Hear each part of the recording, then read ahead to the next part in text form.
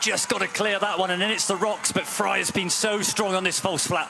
Risvids battling hard, knows that this is going to be more points added to Sina Frei's account unless she can do something spectacular on this final descent and the start-finish straight. But look, mistake for Risvids on that corner, just caught up on the tape. Blancs did well not to get caught up in it, but that's given Sina Frei even more breathing space at the front now. For Specialized Factory Racing, Frei knocks the saddle down and enters the descent for the last time. Needs to keep it clean through here. Yeah, Risvids drops around the corner, but you see Frei so fast on this descent all race. Sina Frei through the rocks for the last time. Turns left onto the start-finish straight. It's going to be Sina Frei's third UCI cross-country short track World Cup win of the season. Specialized Factory Racing get things underway in Ligier. Boichis now attacking Martin before they turn left. 2 and the 1's not going to go here. Boichis takes the lead on the steepest part of the course. Yeah, good riding by Boichis. Made the move clear going into the corner. And here comes David List now. List closed off by Martin. Adrien Boichis heads into the final descent in the lead of the race. And watch Luca Martin. Can he get back onto the wheel for the sprint? That's the big question. We know Martin is an absolutely superb descender. Is Adrien Boichis going to get his third cross-country short track World Cup win of the year? Goes all the way over to the rider's left. Hits the start-finish straight first.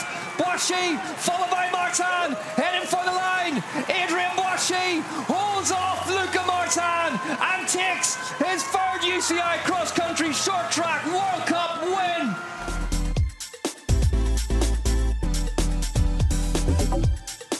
In Palar Sala Andorra, Harriet Harnden, the British national champion, leaves the Star Hop on her gammocks.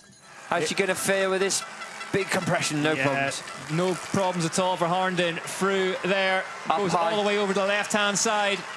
Oh, there was a bit of a catch where she channeled back in, but seems to eat it up, no problems. Yeah, and pushes the bike really nicely through those compressions.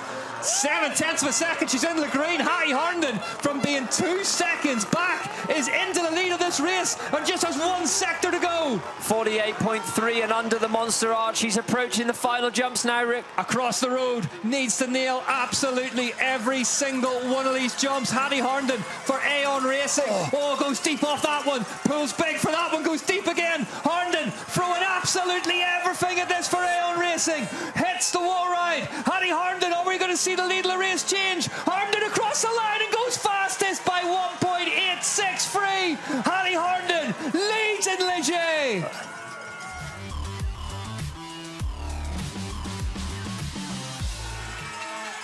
Keeping that big Commensal Supreme moving really, really nicely down through there. Top 3 currently covered by 1.2 seconds, so he's well in the bracket now. He got dragged forward a little bit there, Rick, in that left-hander, but doesn't seem to bother. Oh, Piron! Another big crash in 2026 on a race run from Amaury Piron. And what is that going to mean for the overall title this season? Qualified fastest with a crash.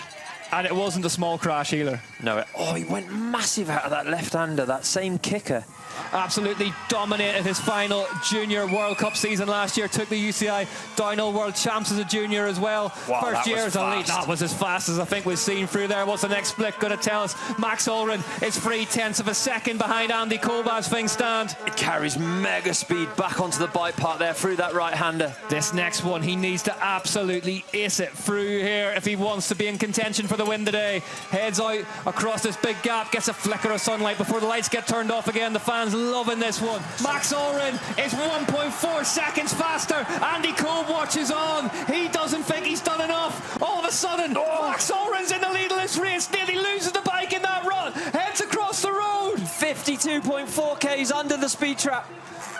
Andy Kolb was so good through here. Is Max Ulrich standing on the edge of winning his debut UCI Downhill World Cup? Gets a couple of pedals in. The crowd break loose. They think it's all over. It is now. Max Ulrich wins by 1.6 seconds. And it's carnage down there. Ulrich wins at home in France and takes victory in front of the biggest crowd we've ever seen in this sport. Till Ulrich's down there as well. The They're going to need to try and get him over those barriers. Unbelievable scenes. Max Allren wins in Ligier. Can Jenny Rissfids move past her now? Rissfids stands on the gas. Frei moves across. You're not coming past. At the front, Rissfids looks to be attacking. Has she gone past? No, Sina Frei's attacked. Excuse me, it's Frei who's put the hurt on Jenny Rissfids. She was out of that shot completely.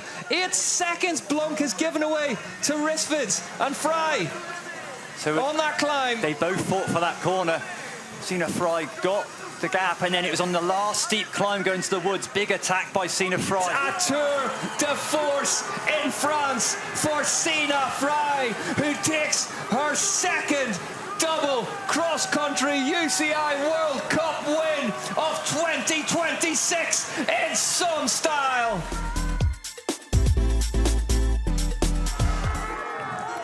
Boichis puts down the power. What has he got under the tank? There's a spot here on the right-hand side. Yeah. We saw Luca Martin attack on last year. There he goes. Van der Poel, wise to it though. Boichis stands. Now Mathieu Van der Poel has to come up with some answers. Boichis asking the questions.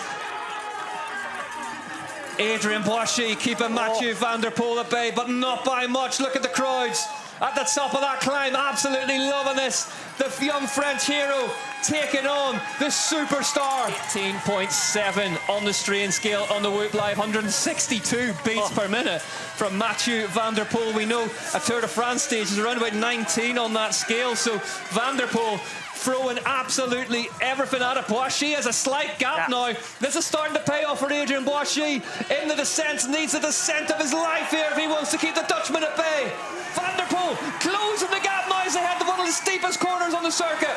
Look at the speed of Van der Poel. He's taking the meeting out of Boichis, but Boichis accelerating around the corner onto this false flat. Boichis pushes, grinds. This could be the biggest victory of his young career so far. Mathieu Van der Poel wants to turn the clocks back 7 years. He's got a bit of work to do if he's going to do it. Boichis through the rocks for the last time. Just a start finish to go. Adrien Boichis is going to beat Mathieu Van der Poel at his home UCI cross-country Olympic World Cup. Take a bow, Adrien Boichis. Mathieu Van der Poel is vanquished in second place. What a result from the young Frenchman.